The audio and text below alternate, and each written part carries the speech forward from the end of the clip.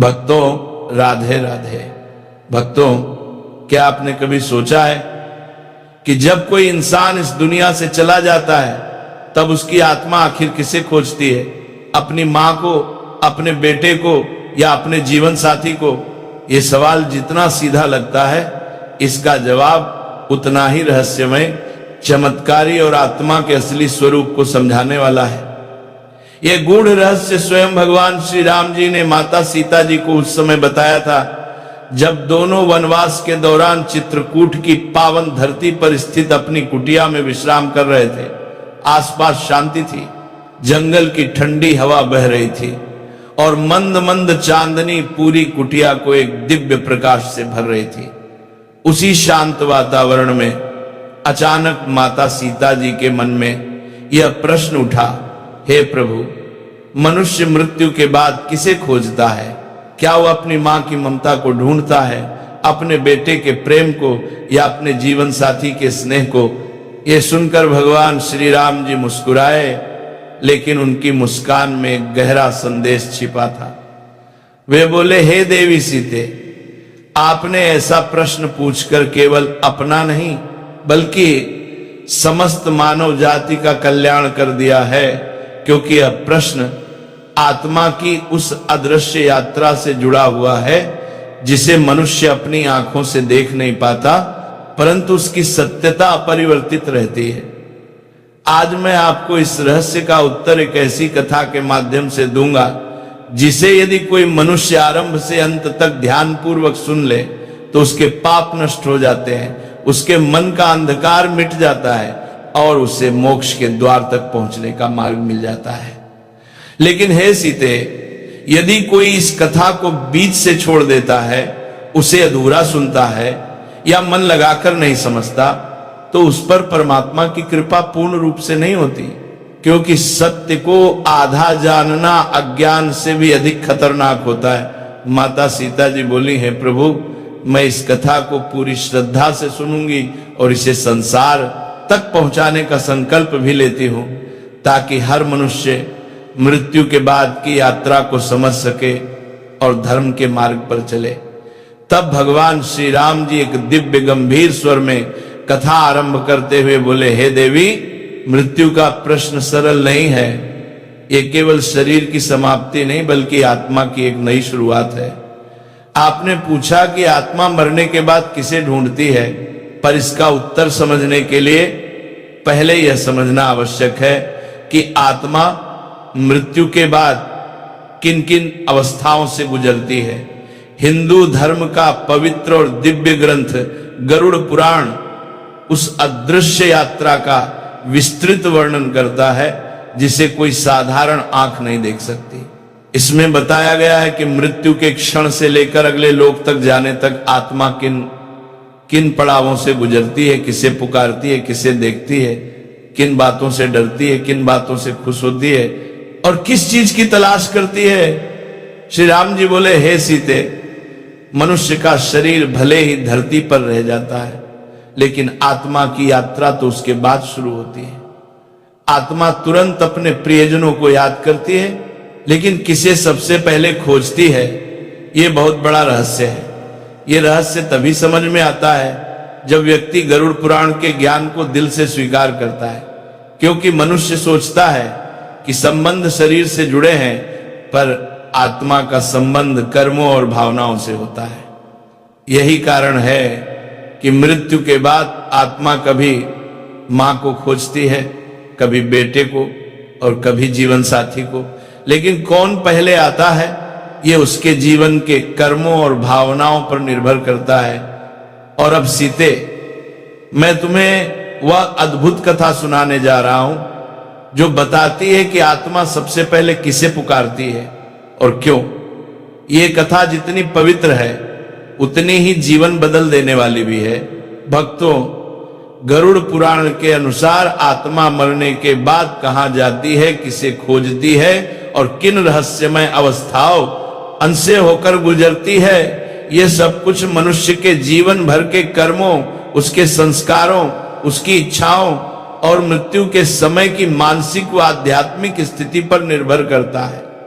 भगवान श्री राम जी माता सीता को समझाते हुए कहते हैं, हे देवी, आज मैं तुम्हें वह दिव्य रहस्य बताने जा रहा हूं जिसे सुनकर मनुष्य की मृत्यु का भय मिट जाता है और जीवन का अर्थ स्पष्ट हो जाता है। हे सीते, आत्मा की यात्रा शुरू होती है वहीं से जहां शरीर का अंत होता है। मृत्यु का क्षण जितना दुखद लगता है उतना ही गहरा आध्यात्मिक रहस्य उसमें छिपा होता है। जैसे जैसे जीवन की डोरी कमजोर होने लगती है वैसे वैसे मनुष्य को सूक्ष्म संकेत मिलने शुरू हो जाते हैं। कभी ऐसा लगता है कोई अदृश्य शक्ति उसे पुकार रही है, कभी ऐसा लगता है जैसे कोई पुरखा, कोई पूर्वज, कोई दिव्य रूप सामने खड़ा है। शरीर धीरे धीरे भारी होने लगता है, पैरों से शुरू होकर एक ठंडक ऊपर की ओर बढ़ती है, सांस कभी तेज होती है, कभी बहुत धीमी, और जैसे ही जीवन की अंतिम लौ बुझने लगती है उसी क्षण आत्मा एक तीव्र ऊर्जा तरंग के साथ शरीर से बाहर निकल जाती है, लेकिन उसे इसका पता भी नहीं चलता। उसे लगता है कि वह अभी भी जीवित है। वह अपने परिवार वालों को देखती है, उनके रोने की आवाजें सुनती है, उनके हाथ पांव पटकने की आवाजें सुनती है, लेकिन वह समझ नहीं पाती कि वे उसे क्यों नहीं देख पा रहे। आत्मा अपने प्रियजनों को रोकना चाहती है, कहना चाहती है मैं यही हूं, रो मत, लेकिन उसका स्वर शून्य में खो जाता है। आत्मा घबराकर हवा में कांपती है, कभी दरवाजे हिलाती है, कभी खिड़की की ओर बहती है, कभी किसी सदस्य के सपने में जाकर सांत्वना देती है कि मैं ठीक हूं। यह आत्मा के भ्रम की अवस्था है, क्योंकि आत्मा को नया शरीर नहीं मिलता पर पुरानी दुनिया छोड़ने का भय बना रहता है। जो लोग जीवन में सज्जन, सत्यपरायण, दयालु और धर्मशील होते हैं उनकी आत्मा शरीर से आसानी से निकल जाती है, बिना भय, बिना दर्द।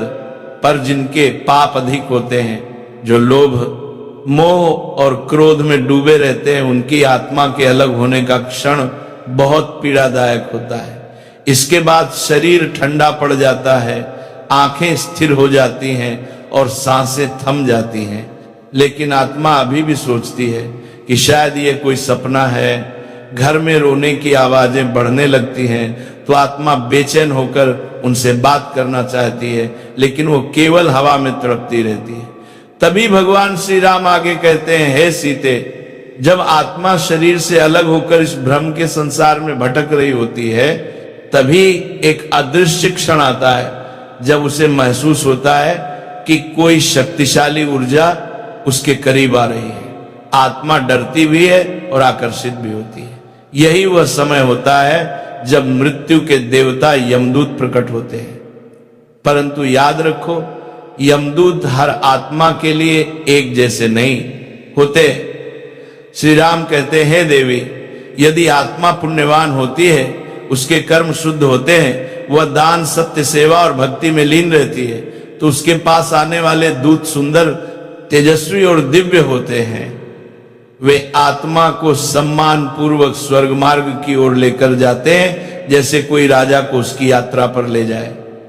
वहां कहीं भय नहीं होता, कहीं अंधकार नहीं होता, केवल दिव्यता का उजाला होता है। परंतु जिन आत्माओं के जीवन में पाप अधिक होते हैं, जिन्होंने दूसरों को दुख दिया, जिन्हें बुरे कर्मों का घमंड था, उनके लिए यह क्षण बेहद कठिन होता है। यमदूतों की उपस्थिति उनके मन में हलचल पैदा कर देती है और आत्मा को एहसास होता है कि अब उसके कर्मों का फल सामने आने वाला है। इसलिए गरुड़ पुराण केवल मृत्यु का ज्ञान नहीं, ये जीवन सुधारने की अंतिम चेतावनी भी देता है, ताकि आत्मा को जाने के समय भय नहीं बल्कि मुक्ति मिले।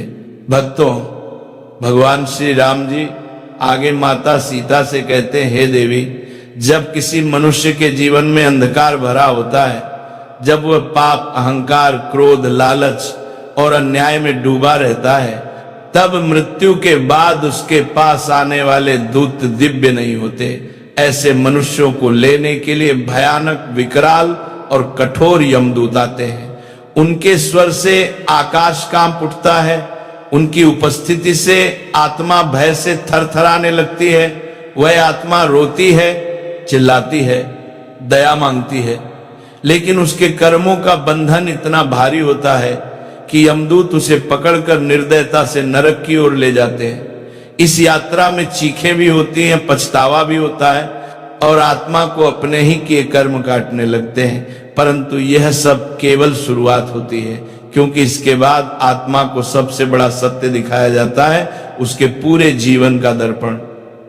हे देवी, जब आत्मा इस दर्पण के सामने खड़ी होती है, तब एक एक पल, एक एक बात, एक एक कर्म उसे स्पष्ट दिखाई देता है। जो भी पुण्य कर्म उसने किए थे, वे उसकी चेतना में प्रकाश, आनंद, शांति और संतोष की मधुर लहरें भर देते हैं।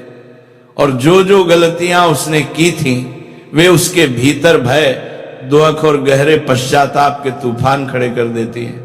आत्मा समझ जाती है कि कोई भी कर्म व्यर्थ नहीं जाता। तब यमदूत कहते हैं, अब तुम्हारा समय इस धरती पर समाप्त हो चुका है, आगे की यात्रा तुम्हारे ही कर्मों के अनुसार तय होगी। इसके बाद भगवान श्री राम जी कहते हैं, हे सीते, मृत्यु के तुरंत बाद आत्मा की यात्रा समाप्त नहीं हो जाती। गरुड़ पुराण बताता है कि आत्मा मृत्यु के बाद 13 दिनों तक इसी लोक में रहती है, परंतु यह समय सामान्य नहीं होता। पहले 3 दिन आत्मा सबसे अधिक भ्रम में रहती है। उसे लगता है कि वह अभी भी जीवित है। वह अपने घर में घूमती है, परिवार वालों को पुकारती है, उनके पास बैठती है, छूने की कोशिश करती है, पर कोई उसे महसूस नहीं कर पाता। यदि मृत्यु अचानक या दुखद हो तो आत्मा बेचैनी, डर और दर्द से घिरी रहती है। चौथे दिन से आत्मा को धीरे धीरे सत्य का बोध होने लगता है। वह समझने लगती है कि अब वह शरीर का भाग नहीं है।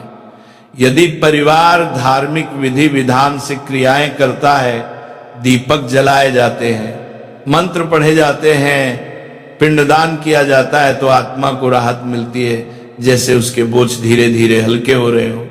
परंतु जिनकी इच्छाएं अधूरी रह जाती हैं, जिनका मन मोह में अटका होता है, उनकी आत्मा अशांत रहती है, इधर उधर भटकती रहती है। कभी सपने में आकर संदेश देती है, कभी घर में हल्की हवा, अचानक सुगंध या दीपक का बुझना जलगना जैसे संकेत छोड़ती है।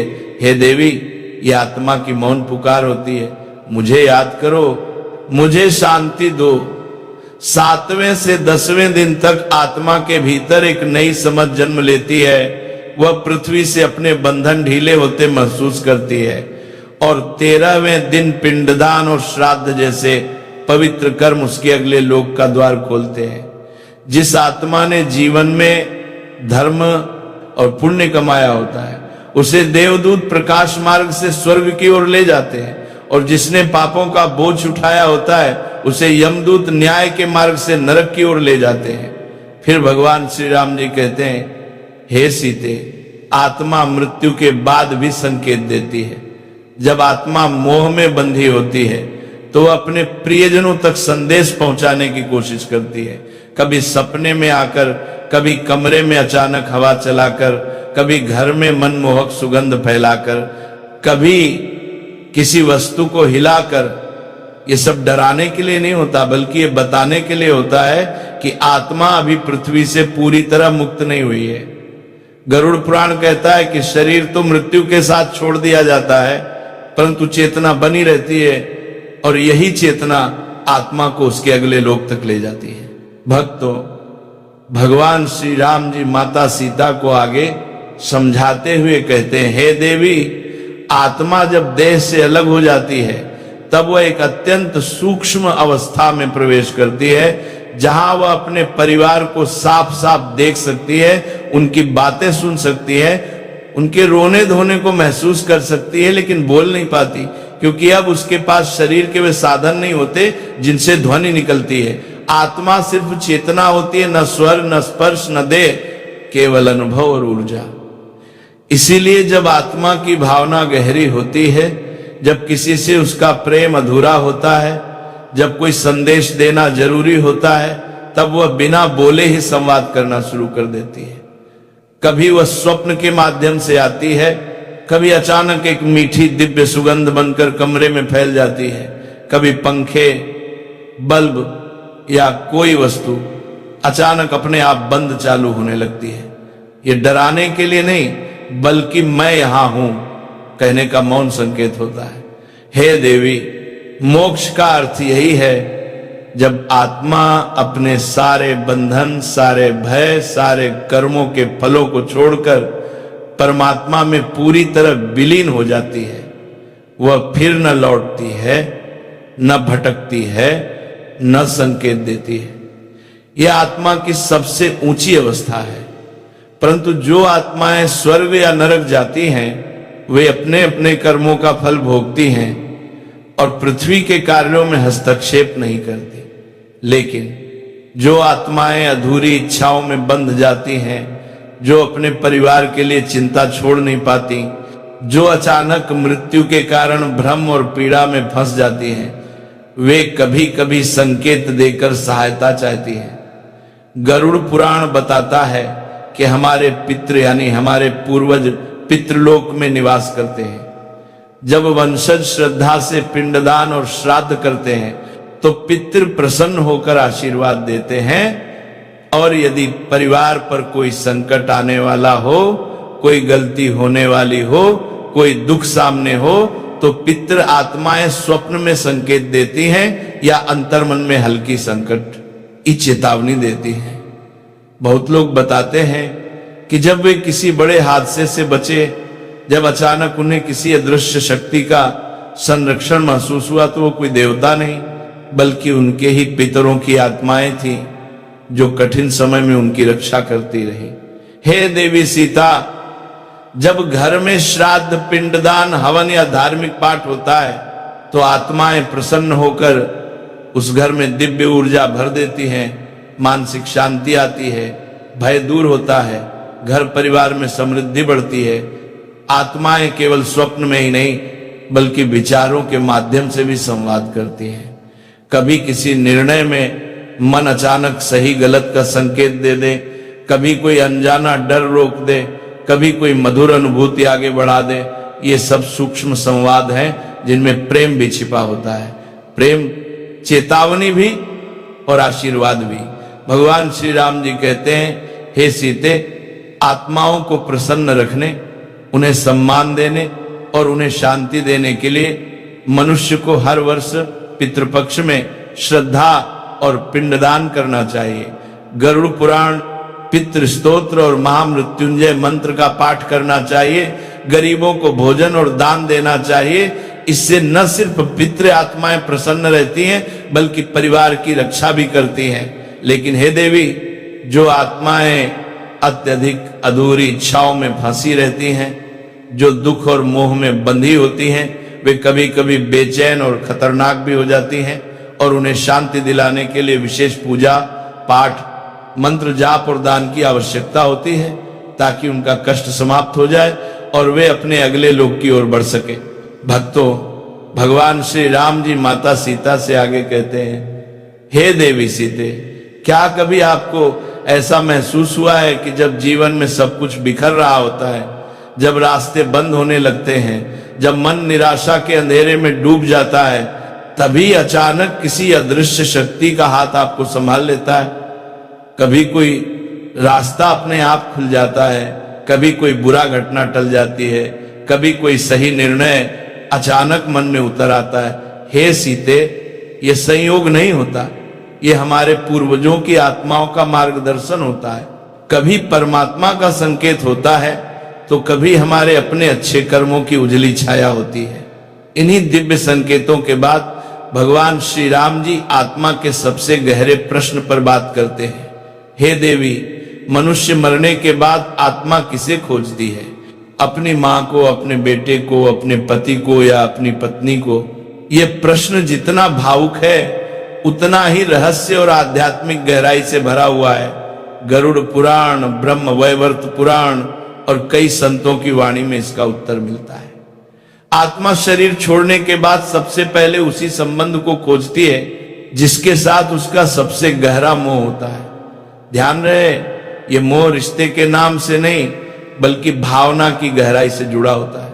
यदि किसी व्यक्ति का अपनी मां से अत्यंत प्रेम था अधूरा गहरा भावनात्मक तो आत्मा सबसे पहले मां को ही खोजती है, चाहे मां जीवित हो या दिवंगत। यदि जीवन भर किसी संतान के प्रति चिंता, लगाव या अधूरी जिम्मेदारी रही हो तो आत्मा अपने बच्चे के आसपास भटकती है, कभी स्वप्न में आती है, कभी हवा के रूप में स्पर्श देती है, कभी घर में उपस्थिति का आभास कराती है।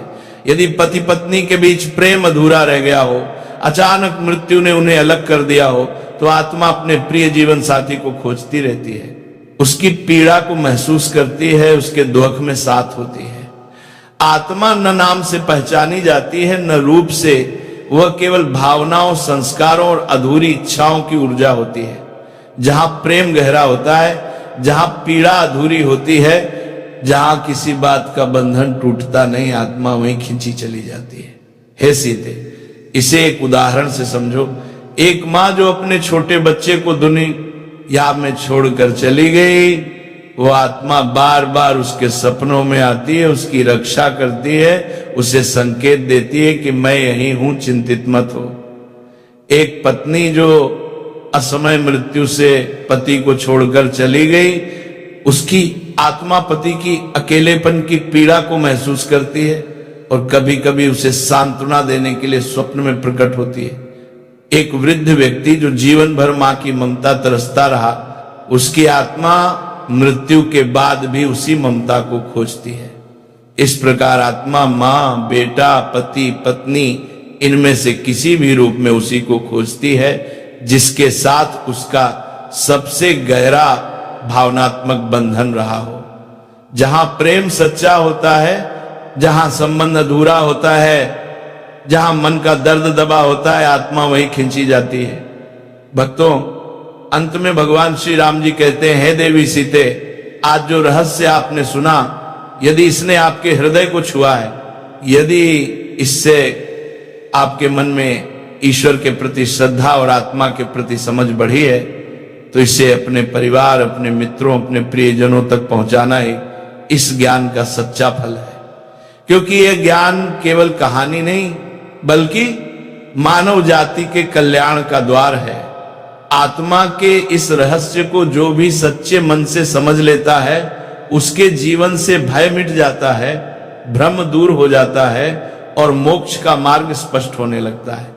हे भक्तों, इसी के साथ यह दिव्य कथा समाप्त होती है, पर इसका प्रभाव आपके जीवन पर अभी से शुरू हो चुका है। यह ज्ञान आपके भीतर प्रकाश जगाए, शांति दे और आपके मार्ग को आलोकित करे।